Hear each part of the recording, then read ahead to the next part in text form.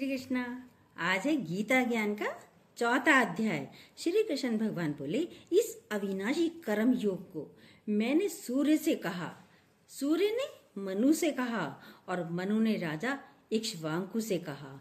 हे अर्जुन, इस परंपरा से प्राप्त यह योग सब राज ऋषियों ने जाना, परंतु अधिक समय व्यतीत होने से यह लुप्त हो गया है। वही प्राचीन योग आज तुमको मैंने बताया है, क्योंकि तुम मेरे भक्त और मित्र हो, दोनों हो। यह योग रहस्य अति उत्तम है। अर्जुन कहने लगे, आपका जन्म तो अभी अभी हुआ है और सूर्य का जन्म बहुत पहले हुआ था, मैं कैसे मानूं? अर्जुन बोला, मैं कैसे मानूं कि आपने सूर्य को ये योग बताया था? श्री कृष्ण बोले, हे अर्जुन, मेरे और तुम्हारे अनेक जन्म हो चुके हैं, मुझे याद है और तुम भूल गए हो। जन्म से रहित अविनाशी संपूर्ण प्राणियों का स्वामी अपनी प्रकृति में स्थित हूँ, तथापि अपनी माया से जन्मता हूँ। हे भारत, जब जब धर्म की हानि होती है और अधर्म का प्राबल्य हो जाता है, और तब तब ही मैं जन्म लेता हूँ।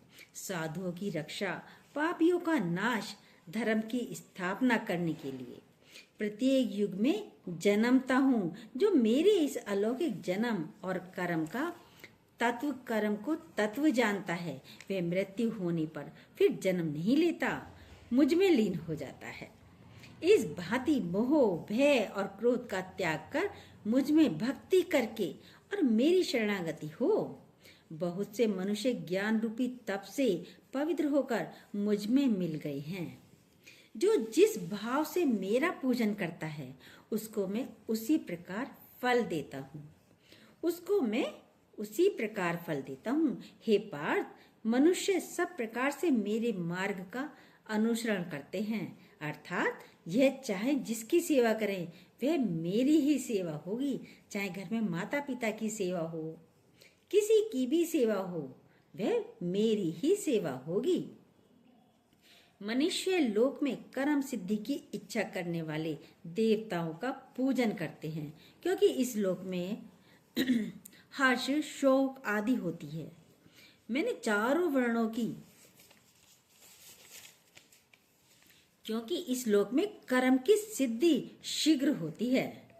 इस लोक में कर्म की सिद्धि शीघ्र होती है। मैंने चारों वर्णों की सृष्टि अपने अपने गुण और कर्म से ही की है। सृष्टि का कर्ता मैं हूँ, तथापि मुझे अकर्ता अविनाशी जानो।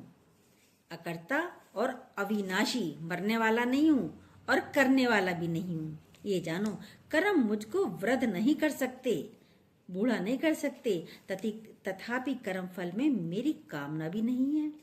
इस प्रकार जो मुझको पहचानता है वह कर्मों के बंधन में नहीं पड़ता। अतएव पूर्व पुरुषों के किए हुए कर्म को तू भी कर। हे अर्जुन, कर्म क्या है और अकर्म क्या है? अब ये भगवान श्री कृष्ण अर्जुन को समझाते हैं, कर्म क्या है और अकर्म क्या है। इसके विचार में विद्वान की बुद्धि भी चकरा जाती है। उसी कर्म का वर्णन मैं तुमसे करूंगा, जिसके जानने से संसार के बंधन छूटकर मोक्ष के भागी होंगे। कर्म, विकर्म और अकर्म तीनों को जानना आवश्यक है। क्या क्या है? कर्म, विकर्म और अकर्म तीनों को जानना आवश्यक है, क्योंकि कर्म की गति गंभीर है। हे अर्जुन, जो कर्म करने की कोई कामना नहीं रखता, जिसके समस्त कर्म ज्ञान रूपी अग्नि में भस्म निर्मल हो गए हैं, उसको पंडित कहते हैं। जो कर्म फल की आशा छोड़कर करता है, जो कर्म फल की आशा छोड़कर करता है और उनमें आसक्ति भी नहीं रखता है और निराश्रय ही संतुष्ट रहता है, ऐसा मनुष्य कर्मों में घिरा रहने पर भी मानो कुछ नहीं करता है। देव योग से जो कुछ मिल जाए उसी पर संतुष्ट रहता है, जो हर्ष, शोक आदि द्वंद्वों से मुक्त है तथा किसी से ईर्ष्या नहीं करता।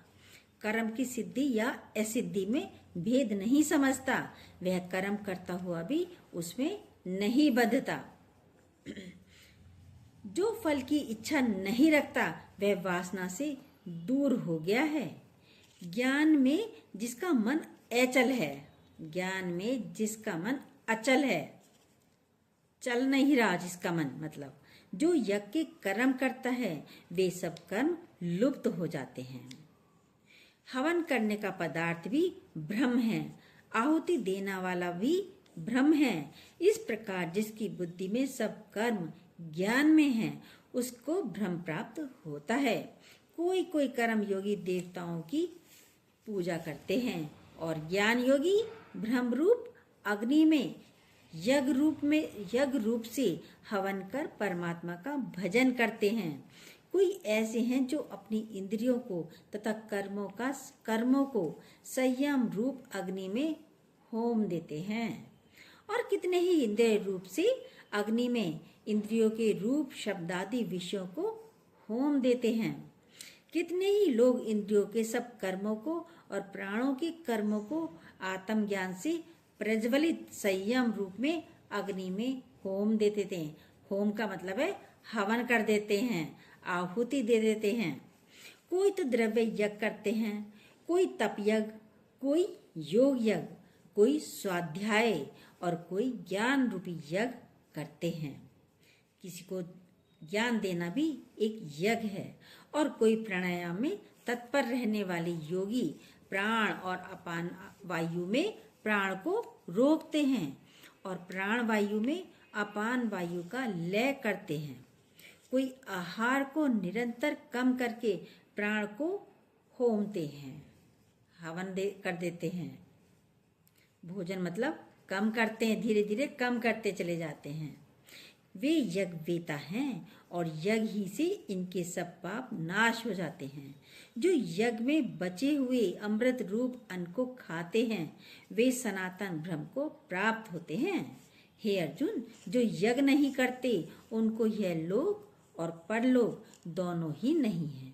इस प्रकार से बहुत से यज्ञ वेद में विस्तार सहित वर्णित है। इन सबको कर्म से उत्पन्न हुआ जानो।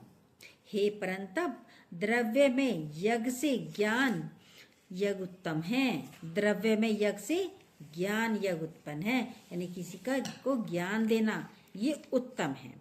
हे पार्थ, फल सहित सब कर्म ज्ञान में समाप्त हो जाते हैं।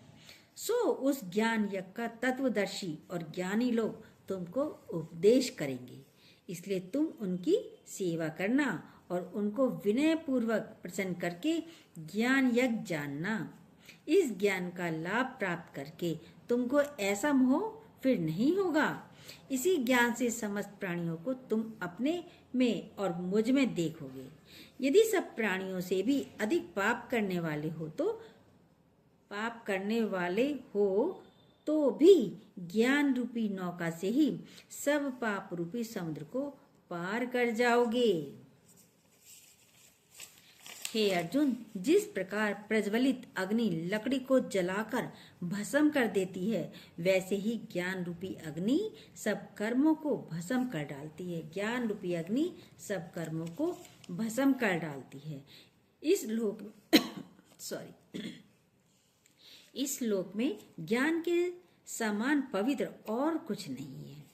ये ब्रह्म बहुत काल पर्यंत कर्म योग से सिद्ध हुए पुरुषों को अपने आप ही प्राप्त होता है। जो श्रद्धावान पुरुष इंद्रियों को जीतकर ब्रह्म ज्ञान में लगा रहता है वह ज्ञान को प्राप्त करता है और ज्ञान को पाकर अल्प समय में शांति को पा जाता है। अज्ञानी, श्रद्धा रहित और जिनके मन में संदेह है, ऐसे जो पुरुष हैं वह नष्ट हो जाते हैं। जिसके मन में संदेह रहता है उनको यह लोक, परलोक और सुख कुछ भी प्राप्त नहीं होता। जिसने परमेश्वराधन और निष्काम कर्म योग के आश्रय से कर्म बंधन त्याग दिए हैं, हे अर्जुन, उस आत्मज्ञानी पुरुष को कर्म नहीं बांधते। अतएव ज्ञान से उत्पन्न हुए चित्त के इस संशय को ज्ञान रूपी कर्म योग को ज्ञान रूपी तलवार से काटकर मेरे बताए हुए कर्म योग को करने के लिए प्रस्तुत हो जाओ। यह है चौथा अध्याय। जय श्री कृष्णा। यदि अच्छा लगा हो तो प्लीज़ जो न्यू हो सब्सक्राइब कीजिएगा, बेल को दोबारा प्रेस कीजिएगा। जय श्री कृष्णा।